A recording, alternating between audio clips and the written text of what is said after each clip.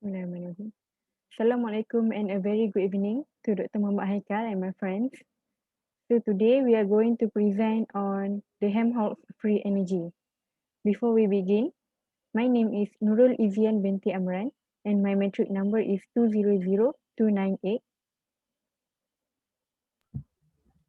My name is Aishah Adlina binti Ghozi with metric number 201063.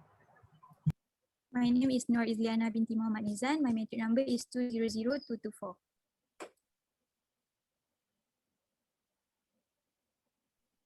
My name is Nur Hazirah binti Abdul Halim and my metric number is 200890. My name is Nursyadina binti Hasanudin. My metric number is 200778. Hi, my name is Wafa binti Azmi. My matrix number is 203125. Okay, so I will start with the introduction of the Helmholtz free energy. What is the Helmholtz free energy?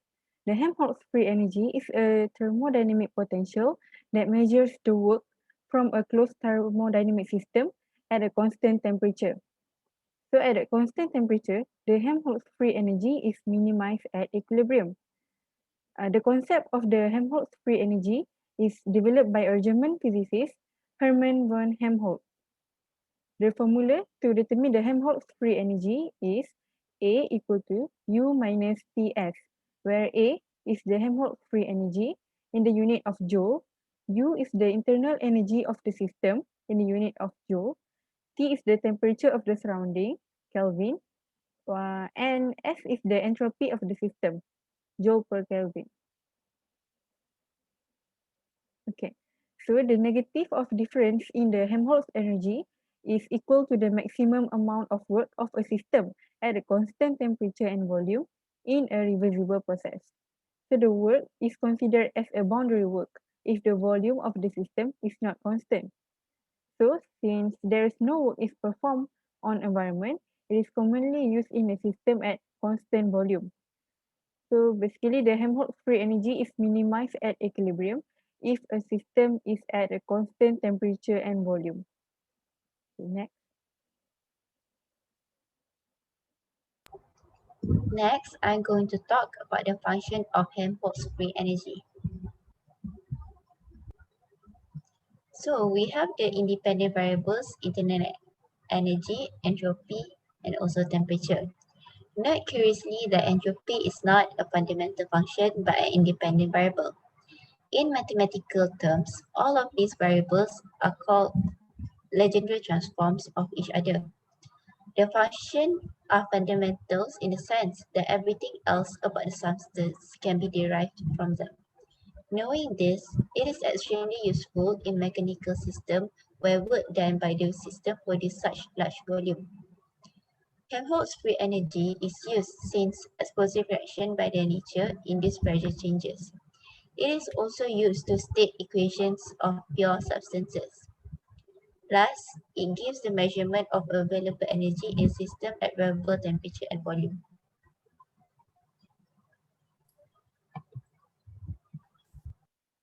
Next, I will continue on derivation of Helmholtz free energy.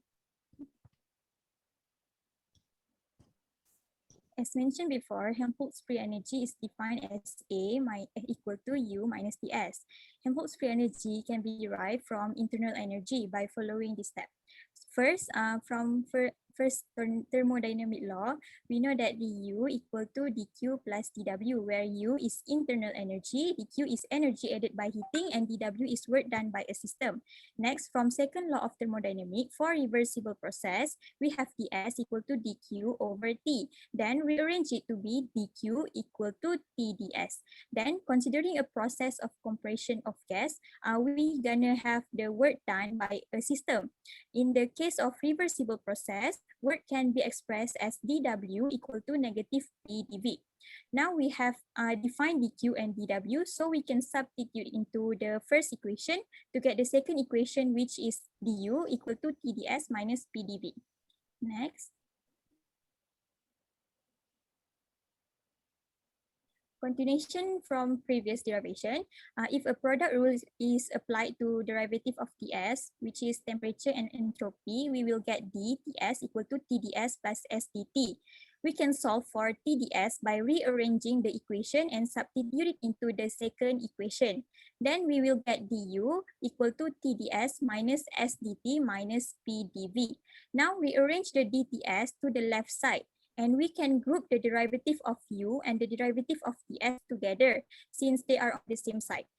Since we know that a equal to u minus ts, we can rewrite the Helmholtz equation as dA equal to negative SdT minus PdV. This derivation can be used to solve thermodynamic problem relating to these quantities later on. Next. Now, we can also use derivative of Helmholtz free energy to indicate the spontaneity of a process. At constant volume, we know that du minus TdS is less or equal to 0. Now we can derive Helmholtz free energy to become dA equal to du minus TdS minus SdT. Next, considering process at a constant temperature, that means we will not have any changes in temperature. Therefore, SdT can be cancelled out to be 0. Hence, we will get dA equal to du minus TdS. We can see that this equation is the same as the first equation that we mentioned above, where du minus TdS is less than or equal to 0. Now, we can know that for a process at constant volume and constant temperature, if the changes in A is less than 0, that means the process is spontaneous. If it is equal to 0, that means equilibrium. And if it is more than 0, that means the process is non-spontaneous. That's all.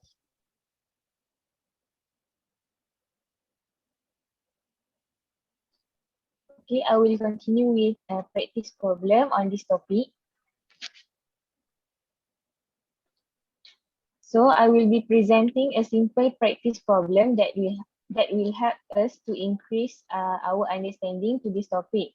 So the question is, calculate the change in Helmholtz free energy when 2.5 mole of an ideal gas at 400 Kelvin expand from 28.5 liter to 42 liter.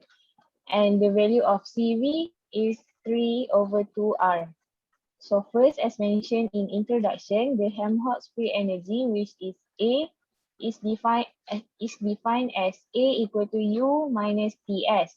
And for a reversible process in which there is no change in composition, the Helmholtz free energy equation becomes delta A equal to negative S dt minus PdV. And at a constant temperature, the formula is derived with the P value is equal to nRT over V, and it becomes change of A equal to negative nRT ln V2 over V1. And then we need to convert the natural algorithm to log base 10 as follows. And we get change in A equal to negative 2.303 nRT log V2 over V1. And lastly, we substitute the value given in the equation with, where N equal to 2.5 mole, R equal to 8.314 joule per mole K, and 400 Kelvin for T, 28.5 liter for V1, and 42 liter for V2. And the answer for this question is negative 3,220 joule.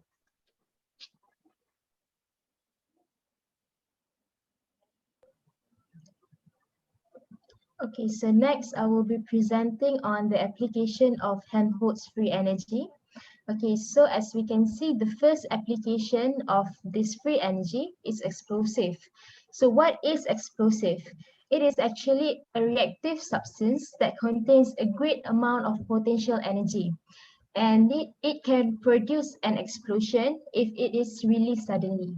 So for example, as we can see on the slide, in explosive research, Helmholtz free energy is often used since explosive reactions by their nature induce pressure changes. And as we know, at constant temperature, the Helmholtz free energy is minimized at equilibrium. And so we can calculate this free energy by using a very simple assumption where we assume that the system is at thermal equilibrium and that the reaction is taking place at a constant volume. So based on this method, researchers can calculate the thermodynamic energy of explosion based on the Helmholtz free energy. So moving on to the next slide, we can see that the second application is in autoencoder. So autoencoder is an artificial neural network which is used to encode efficient data. So here, Helmholtz free energy is used to find the sum of code cross and reconstructed code. And researchers derive an objective function for training autoencoders based on the minimum description length principle. And the description length of an input vector using a particular code is the sum of the code cross and reconstruction cross. And this cross is actually the sum and form of the Helmholtz free energy. So this means that an autoencoder network can learn factorial codes by using non-equilibrium Helmholtz free energy as their objective functions.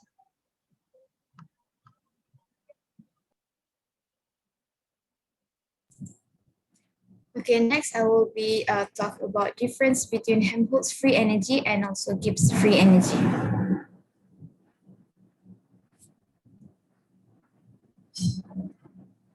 So the difference between Helmholtz free energy and Gibbs energy is Helmholtz free energy, it is defined as the useful work that can be obtained by a closed system, while Gibbs free energy defined as the maximum reversible work that can be obtained by a closed system.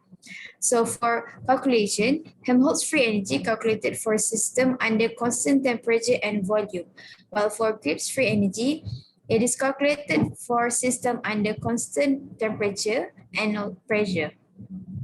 So often for Helmholtz free energy, it is not much often used because it is considered as constant volume condition, while for Gibbs free energy, it is very much often used because it is considered as constant pressure condition.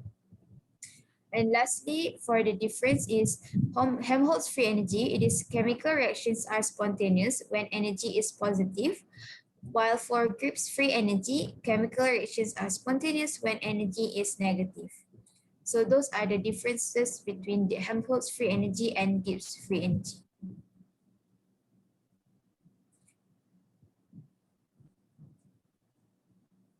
I think that's all from us. Thank you.